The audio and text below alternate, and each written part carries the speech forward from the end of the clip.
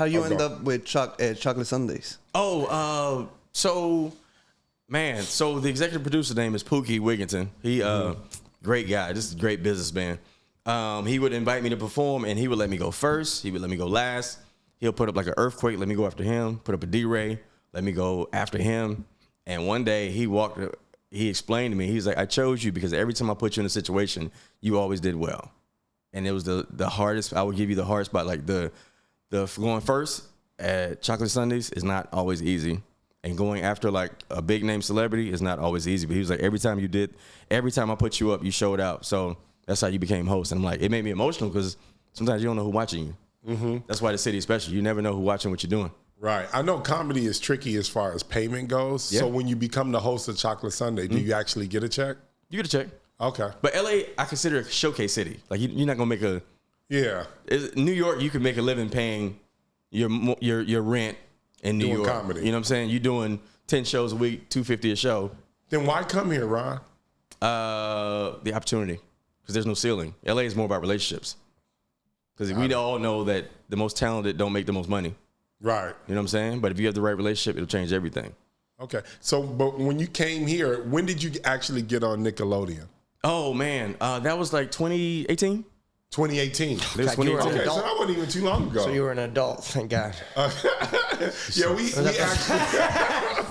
actually had one of the Nickelodeon cast members. Let's do this right, man. It's like whatever happened, he consented. I'm just trying to make sure we got a time frame. I played a dad on a TV show, but I feel like the regime I was in, they were cool people. But I'm sure back in the days. You played a dad? How old were the kids?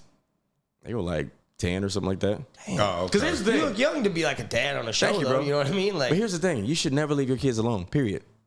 Like, why would you leave your kids alone, period, with executive?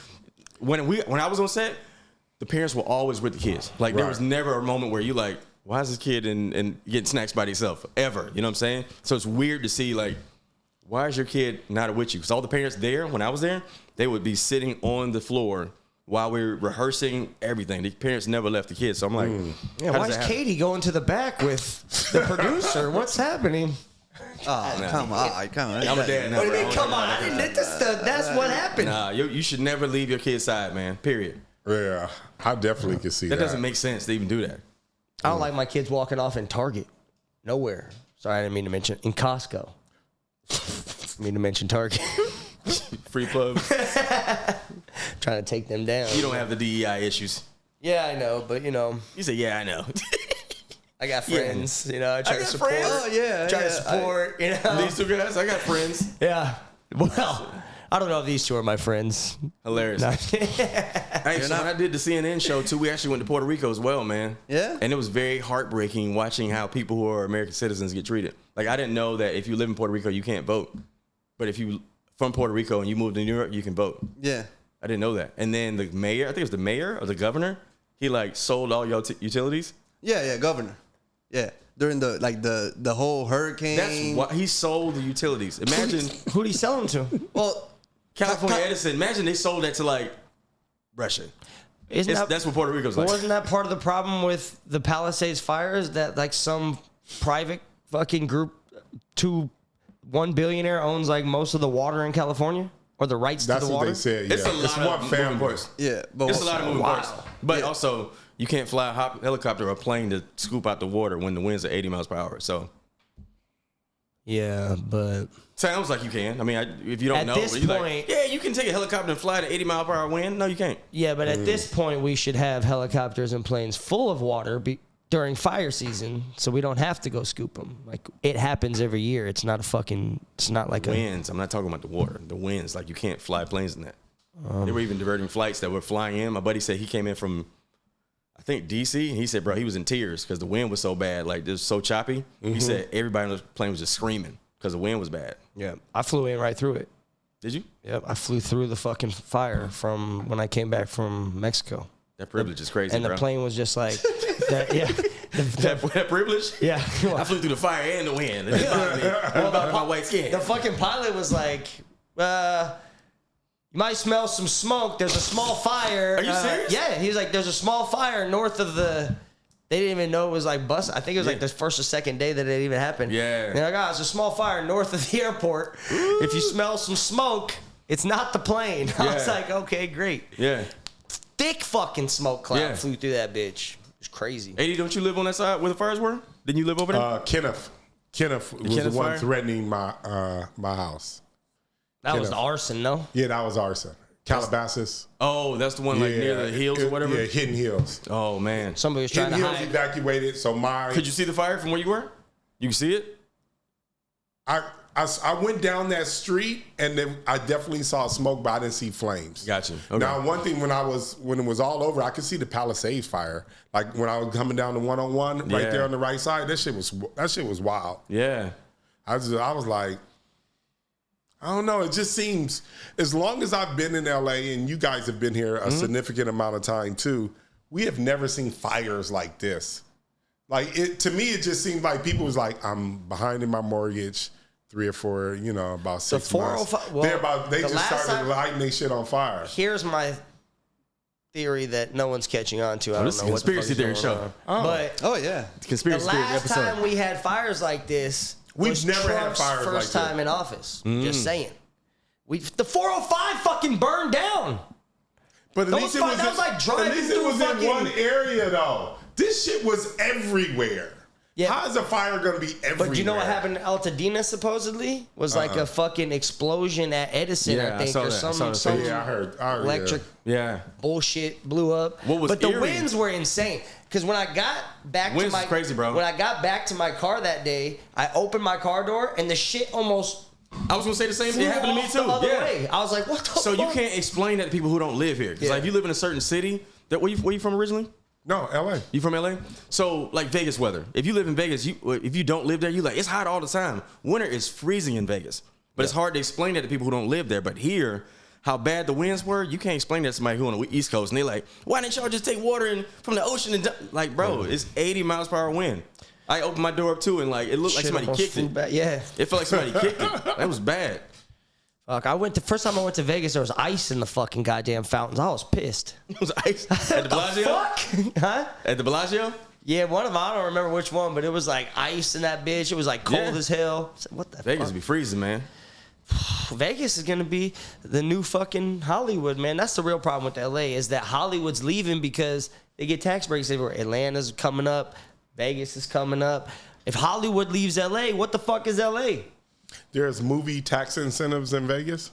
Yeah, they're getting like mad tax incentives. They open, I think they're in a lot of different states. Yeah, I think Sony just broke ground at the one they got. Yeah, Sony and I think Warner Brothers is about to build like a fucking $1 billion facility in Vegas. So do you think LA is still the place to be? I don't know. We'll find out. Yeah. We'll find out. I'll give myself another 5 years. Not after we get shit on for the next 4 years. Oh, yeah.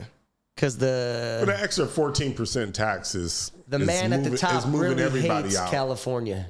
That was my theory, by the way. No, just income taxes. That's my theory, by the way. Trump just hates California, so he starts fires when he gets in office. He don't like Gavin. He hates Gavin. But staying with like Trump in comedy, I felt like the first time he was in it was fun. First time it was fun. This time it ain't fun. Because it's too real. The Jim Crow joke I made earlier, it feels like that now. Like it affects too many people. Right. And I'm like, is your bigotry and your mythology about who you are and what you think this country is worth all this? It affects a lot of people. Can you still make jokes about him during stand-up? I think probably another 2 weeks we won't be able to. You get canceled and you get a fine or something. Damn. Dictatorship vibes. It's coming. They already said they're going to penalize networks who have comedians that talk about him. I don't see how they can do that. Free speech. What the fuck? That's living in the should. Should keep your heart sick. Is. We in a different time, bro. I ain't never seen nothing like this. It's crazy. And I do miss the old LA. 2019 LA was a good time. Yeah, right before COVID. People was making bread, bro. You book a commercial, you can almost buy a house. Long time ago, it was a good time. Partying. Now, partying don't even feel right. Imagine being at a comedy club and somebody just got an evacuation notice. Damn. less than 10 miles away, and you just in there having a good time. And I'm like, it's a survivor's remorse that happens when you like. But it felt like that though. Like literally, I'm coming from an area there are no fires, and I'm looking across the freeway, and it's fucking everyone just seems to be doing what they were supposed to do that day. And then you're looking to the right, and the whole fucking city is burning down. Because the hardest part about LA is that it's a very rich place after you make it, but it's very like everybody's doesn't have time to stop and worry about everybody else's fires. Like there's so many sections of LA, like you got to keep working to fucking survive out here. You can't pay your rent if you stop and help somebody with their fire. Yeah, that's fucking hard. And them landlords like, hey man, my building on fire. Where's my rent money? So I understand it burned down, but you still got that rent this month. LA a wild place though. That's why I said we come here for our dreams. Well, you didn't come here for your dreams, but for me, it's like the hope of, you see that big sign, you like, oh, I could be anything. You don't know until you live here. I think LA definitely has that lure though.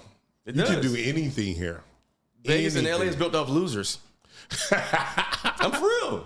Them lights on in Vegas, a lot of people lost money for them lights to stay on like that. Oh, I know what you mean. You can charge $3,000 for a single here in LA because your dream is attached to that.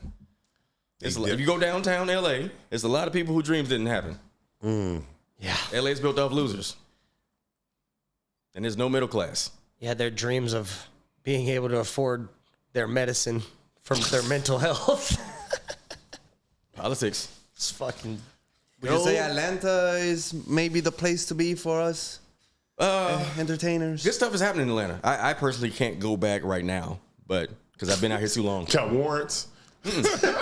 No, so for me, I just got passed at the Comedy Store, and so as a comic to get passed at the Comedy Store, my name is on the wall. Okay, like that's like the highest honor in comedy. You know what I'm saying? In the city, and I got to see it through. So I just been out here too long. Speaking of comedy, how did you feel about Cat Williams when he went on the Shannon Sharp show? Was he telling the truth?